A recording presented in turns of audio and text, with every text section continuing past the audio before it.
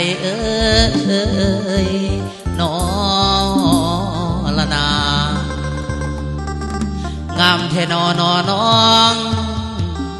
งามหลายลูกสาวเพิ่นอายนี่คิดอยากได้เอาเมื่อไว้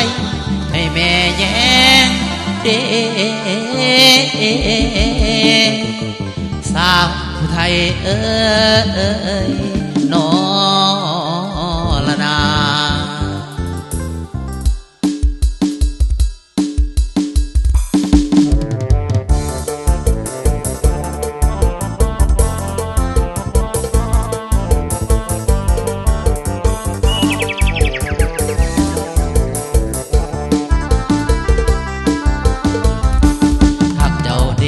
ผมเพ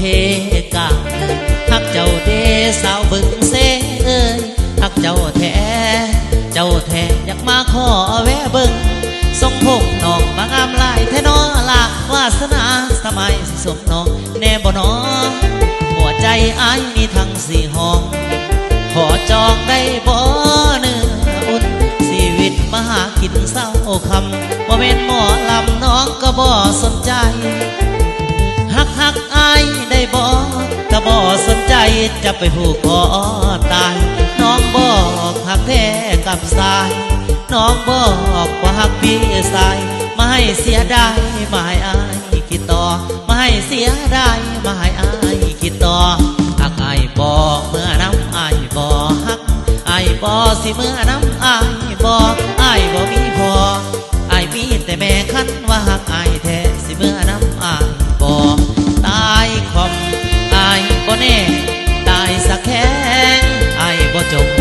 ตายเอาหัวมุดดินตายเอาตีนจุ่มน้ำต่างให้น้องสุ่มเย็นลากำแพงอายนี่เอ้ยโอเดสาวบึงเซอายนี่เอ้ย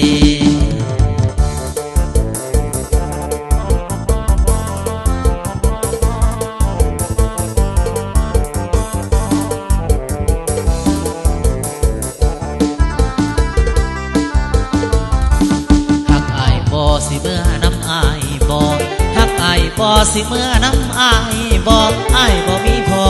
อายมีแต่แม่คันว่าฮักอายแท้สิเมื่อน้ำอายบอกตายคอมอายบ่แน่ตายสักแข้งอายบ่จมตายเอาหัวมุดดินตายเอาตีนจุ่มน้ำตากให้เจ้าสุ่มเย็นลาคำแพ้